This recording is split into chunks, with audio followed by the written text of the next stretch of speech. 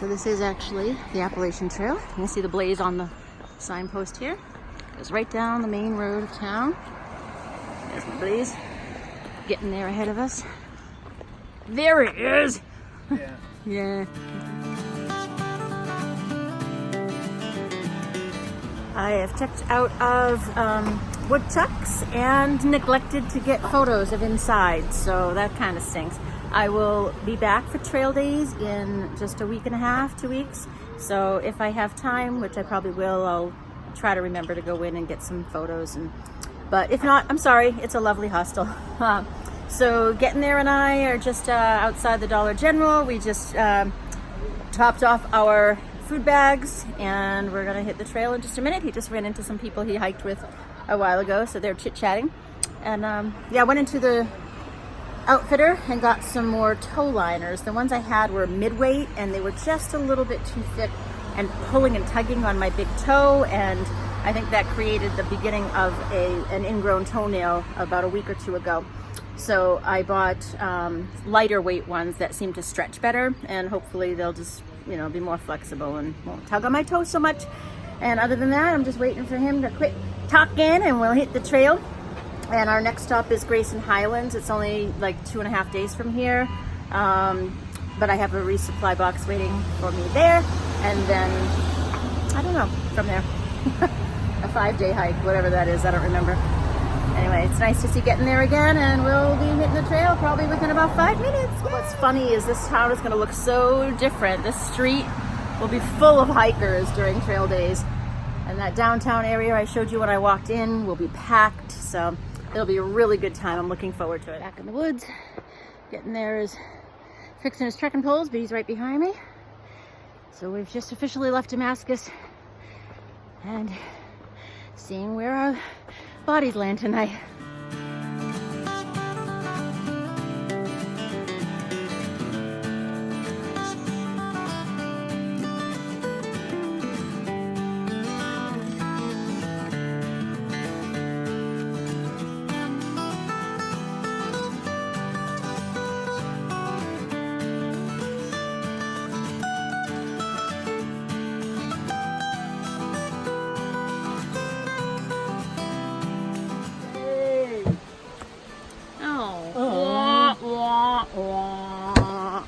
I am Jack's sense of bitter disappointment. But thank you, Appalachian Trail Shuttle. We didn't get here on time, but thanks anyway. I should follow suit.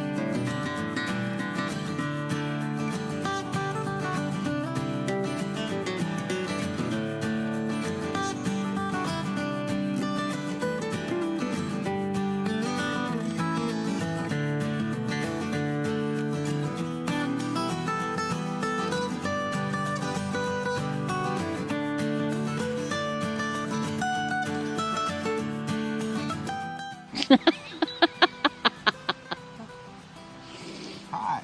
Good morning, good morning. It's Wednesday, I think. Yes, it's Wednesday, May 8th. That's the story, and I'm sticking to it. And Joel, or Getting There, is back there tying his shoes. Oh, he's right there, actually.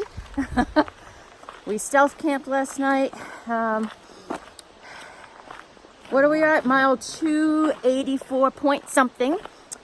And point 1, he said. He indicated. And it is, oh, this really is not drier and warmer outside of the stealth spot. We were underneath some trees which made it shady, which was nice, but so moist. Oh my God, we're both whining this morning about how humid and moist, sleeping on the sleeping pad, being cool, yet moist and hot and sticky at the same time. However, here we are. Now he's stretching. So our goal is 15 miles today to Mount Rogers shelter at the top. And I think, so I don't know, I think a lot and I don't know a lot. I'm just rambling. Love me anyway. So yeah, we're just getting going. It's so good to have my old friend as company. He can't hear me, so I can say nice things about him, not when he's too close. He's a deep thinking, pragmatic dude who makes me laugh with his dry, very dry humor. And I think we might be good. I think he'll pull me to do the miles we need to do to get to Maine, and I'll push him since I'm always behind. So I'll do the pushing, he'll do the pulling, and if we can stick together, we just might be able to make it. I think both of us lack the motivation at the end of the day to just do another hour or just a few more miles. So hopefully we'll be able to do that. What's this?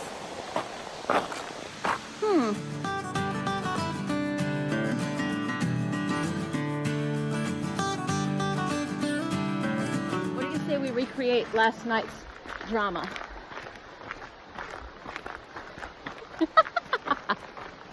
So I was in charge of hanging the bear bags, and I did an epic job, didn't I, Joel?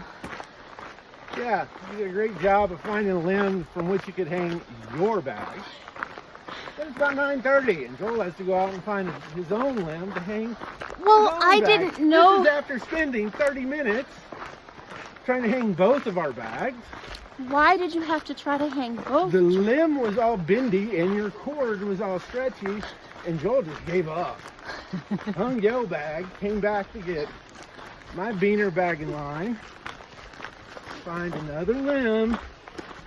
And frankly, if you hadn't come back into camp in the condition in which you did, I probably would have just brought my bag back in and said, the hell with it. Wait, let's rewind that. If I hadn't come back to camp in the condition I was in, right? What do you mean?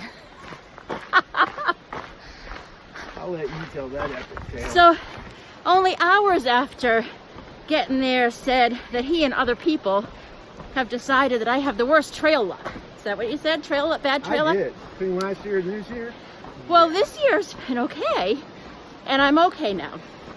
But whoa, I'm tipping over. I threw the rock bag, into a very high limb. So the bear bag, rock bag, whatever, got caught on the little branches and leaves, so it wouldn't slide down as it should.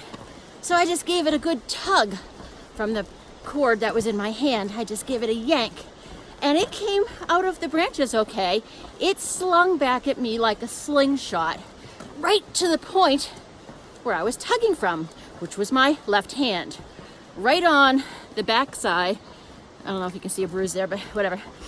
And smacked me so hard at within a quarter inch of where it was broken last year. I cannot even remember a time I felt so much pain. So luckily, getting there was in his tent, being lazy so I could hang the bear bag. Added more to you than that's me. I sat there and had a complete hissy fit. Bad words came out of my mouth. All the ones I knew, and then some I didn't know. And I made some up. And then I cried. And then I cried some more. I mean, I was howling. It hurt so much. My first thought was, ow. Turn left. And the second thought was, oh my God, it just re-broke my wrist and my hike is over. So my first thought was, oh, this hurts. And the second was that I re-broke my wrist. So all laughing aside, it really was a concern. It bubbled up. I don't know if bubble's the right word, but like it swelled, but only in this little 1-inch area. And Joel was thinking it was a tendon. I don't know, but it was like red and puffy. And it hurt to the touch there and on the ankle, the wrist bone itself. So I'm not out of the woods, but I loaded up on ibuprofen and put my water filter on it, which is cold. And elevated it, and, you know, ate my dinner and went to sleep. So this morning, there's certain ways that I turn it that does hurt, but for the most part, I think I'm out of the woods. I believe I will live at least another 6 months. But yeah, it's tender. It definitely hurts to touch, and it hurts to touch my wrist bone, and it hurts to turn my wrist inward. But I can move my fingers and function and put a little weight on it and use my trekking poles. So all seems to be fine, but holy mama, it was a scary moment. And he didn't see the best of me at that moment. I came back to the tent crying, just crying. I tried to keep it together, but I just couldn't. I was so horrified that it was yet another injury for try. And last year it was the wrist that really pushed me off the trail because it hurt so much. So, but all is well, and we're hiking. Joel suggested that if my wrist was still bothering me, he could help me cut pack weight by amputating the left hand, and then that would mean I could eliminate the left trekking pole too. So, you know, it's a consideration. It's been about an hour since we've been hiking, and getting there's ahead of me because it's pretty much a uphill to Mount Rogers. But the downside is my wrist is getting progressively more sore. I think it's because, and I have to find a different way to hold this, but I hold my pole like this. So my hand goes up on the strap, and then I hold it like this. So when I'm climbing, which I'm doing now, I'm kind of pushing down on the strap. And if you can see the top, it's pressing on my wrist, which is where it's increasingly becoming more and more painful as I walk. So anyway, that's just an update. It is probably just a bruise, but so last year when I fractured my wrist, it was the ligament tore. Let me show you so you can understand why I'm whining. Okay. Last year when I fell, I tumbled off the trail, and the doctor thinks when I fell, I punched the ground like this, and my hand went this way, and it tore a ligament right here, right here, and pulled a piece of bone off. It's an avulsion fracture, so it was this ligament here, and right in here, kind of where my tan is not, is where the bone chip was off. And the bone is still floating in there. It never fully healed, and the doctor said it will never most likely heal. Either it will be reabsorbed into my body or settle back in somewhere and kind of calcify and become a new part of my anatomy, or kind of just float in there. And that seems to be what's happened, because it's been, I don't know, 9 months or whatever.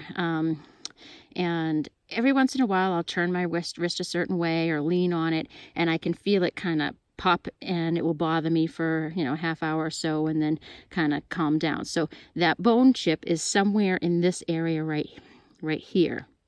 And right here, and I don't think you can see, you can kind of see it's a little bruised right there. That's where the rock hit me yesterday. And when I say it hit me, like I said, I had pulled the cord, and the rock came flying out of the tree and just smacked right there at 1,000,000 miles an hour. And it was a bubble. It was like a hard red bubble last night, and that has subsided. But it hurts to touch right there, and this hurts. And when I move my fingers, it's more painful here on the middle finger, but not too bad. But like I said, when I'm leaning on my trekking pole on the strap, it's causing a lot of discomfort. The simple fix for that is obviously just to not put my hand through the strap, and that's what I will do. It's just gonna be awkward for me because I tend to use those straps quite a lot to lean on, as opposed to holding on. You know, I hold the pole, but I just put a lot of weight on the straps, and that's what is a comfortable thing for me, and it helps my gait and my balance and coordination and all that. So I just have to adjust that. But yeah, it's using that for the last hour or so has really kind of aggravated it. But I've already taken ibuprofen, so I'm not going to take more right now. I need to get water at the next source, and I will use that as a cold, like a cold soak or cold compress. Getting there is probably quite a ways ahead because he's faster on the uphills. What's good about me with the uphills, I'm still slow, but I don't stop usually, very rarely, unless it's really steep. I don't have to stop for breath or anything, but I just get a very slow baby step pace all the way up. And he's taking pretty short steps too, but he's got longer legs and he just powers through faster. So I just told him when he stops for a break up ahead, just to be where I can see him so I can join him or whatever. But we're both going to the same destination tonight anyway. And you know, I like hiking alone, but it really, I'm so grateful that we reconnected because it's somebody that I already know from the beginning of the hike. And it's kind of the best of both worlds, where we can both connect with somebody at the end of the day. And when we wake up, we have a friendly face there, just to kind of connect with and, you know, complain about the weather, or, you know, or plan or scheme or just talk about life. And, I don't have to reintroduce myself every night. That it just gets so wearing on me anyway. And I actually have talked to a lot of hikers who feel the same. So it makes me feel like at least I'm not the only one. I was going to say I'm not alone out here, but I am alone out here, sort of. But I guess the point is a lot of people feel the same if they're being passed, if they're slower or even faster than others, that they meet different groups of people every night or two and they have to reintroduce themselves, retell their story, reconnect. And it does get wearing after a while, to the point where I actually was thinking, I'm just going to come up with a new personality, a new name, a new story, a new career, a new life. Every time I meet someone new, I'll just make something up, but then, you know, they might think I'm actually crazy. Anyway, since I sat to show you and talk to you about my wrist, I will use this opportunity to grab a little snack and some water and then keep walking, because I don't want getting there to think I fell off the mountain or something. I feel bad. I worried getting there after I stopped to deal with my wrist and put the water filter on it like a cold compress. I got hiking and there was a shelter, Lost Mountain Shelter, I think like a mile and a half away, maybe not even that. And he was there and he said he had been there almost a half hour and he was worried about me. So on one hand, I feel bad that he worried, but on the other hand, it feels good to have somebody worrying about me, you know, somebody up ahead who's concerned. So thank you getting there for being concerned for me. So we are heading, I think it's 5 more miles to the top. That'll be our halfway point for the day, which I think our goal is either 14 and a half or 15 miles, something like that, to whatever shelter. I'll let you know when I get there.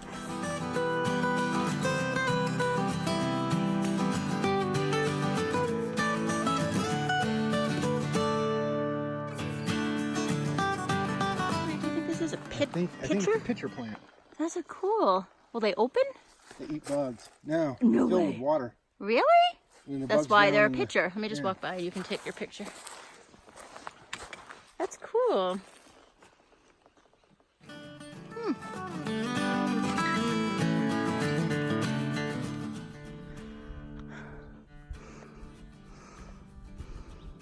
Sweating like a pig.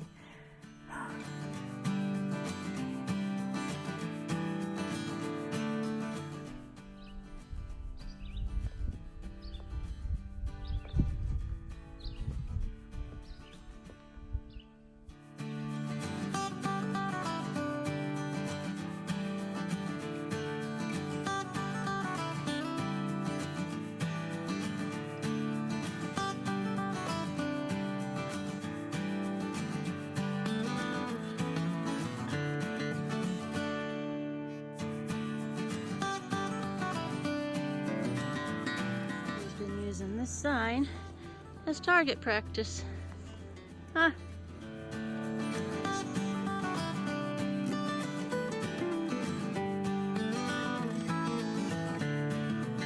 Those ain't walking legs. Them's resting legs. Sitting on a rock. Ugh, I think it's about 2 miles to the summit. 2.1.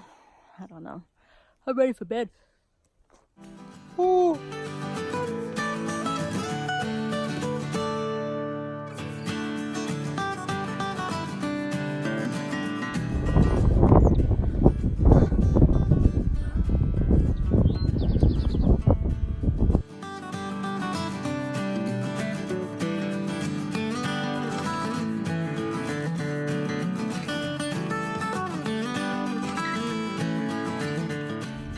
I am really tired. how far, maybe a mile, maybe a little less to the summit. Right now we're looking for water. I have about, I don't know, 10 ounces left and it's warm. I'm drinking it. Should see water in less than a half mile, so that's good. Really hot.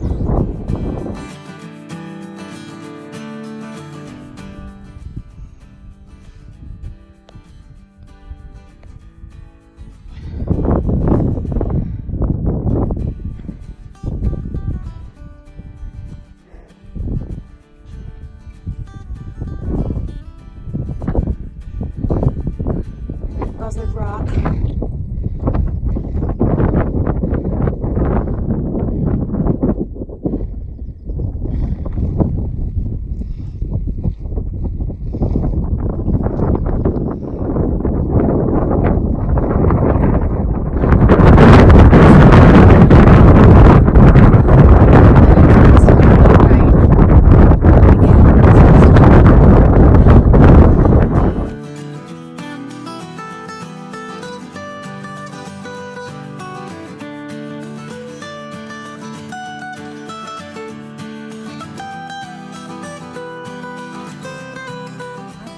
Flowers beautiful. Look at all these wildflowers.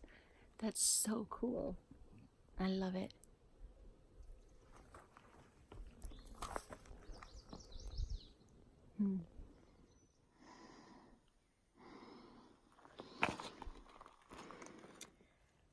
I am in my tent. Kind of discouraged today, but trying to be optimistic about going forward. I had talked about, maybe I didn't talk about it out loud, maybe it was all in my head, but I am aware that I need to increase my daily miles or I'll never get to Maine, while on the same hand trying to honor my body and, you know, push myself for sure, but not to the point where I just will get so physically exhausted or injured that I can't make it. So there's a fine line. I know that I wanted to stay in the teens. About a week ago or whenever, I thought I just wanted to average 13 miles a day for a week or so and see how that felt. And then maybe the following week, inch up to 14 miles or whatever. Now, that doesn't mean that I would necessarily walk 13 miles a day. I might go 12 one day and 14 the next, and that would average 13. So I think you get the picture. So over the course of the week, I wanted to average 13 and then move up to 14 and 15. Virginia is 500 miles long. It's a quarter of the trail. So I figured in that 500 miles, I would get myself, walk out of Virginia comfortably walking 15 miles a day. So that was a week or so ago. I met up with Getting There the day before yesterday, and it's so good to see him, and he's such a wonderful person. But he, like everybody else, has his own hike. So he has a pretty strenuous itinerary that he's looking to stick to so that he can be in Harper's Ferry on a particular date, which is a little too ambitious for what I feel I'm capable of doing right now. I keep telling myself that I'm stronger than I think and more capable than I think. But at the end of the day, it's my body, it's my feet, it's my head, it's my shoulders and my hips and my whatever it is that stops a person at the end of any day. Whether they're hiking 20 miles, why do they stop at 20 miles? What are the reasons? That's the reason I stop when I have to stop. And so here it is. It's only day 2 of actually hiking with Getting There, and we've already parted ways, at least overnight. It was, I don't know, after 6 o'clock, and we still had almost 5 miles to go. I think like 4.7 miles. And I was done, just done. And we got to an area where there was an established campsite, and it was starting to rain. And I know that it was going to get dark well before we got to camp. And I was just done. It wasn't the rain. The dark has something to do with it. My eyes are really bad. I have cataracts that need to be tended to after my hike, and I just have poor night vision. So night hiking is not something I'm comfortable with. But regardless, I was just done anyway. And so I opted to pitch my tent, and he opted to push forward to our original goals. So I am disappointed, but not disappointed in myself. I'm doing the best that I can, and that's all that I can do. Hopefully that will carry me to Maine. You know, if I can average 13 miles a day, then and move upward, I should be able to do that. But it was just kind of sad to see him walk into the sunset, so to speak. But he's a late morning starter, so it's possible that I'll get up and out and walk right past his tent before he's even packing up in the morning. But regardless, tomorrow will be mile 500 and Grayson Highlands, and I'll get to hike with the wild ponies, so I can't wait to share that with you. So for now, I'm going to be falling asleep soon, maybe edit a video, and then fall asleep. Good night.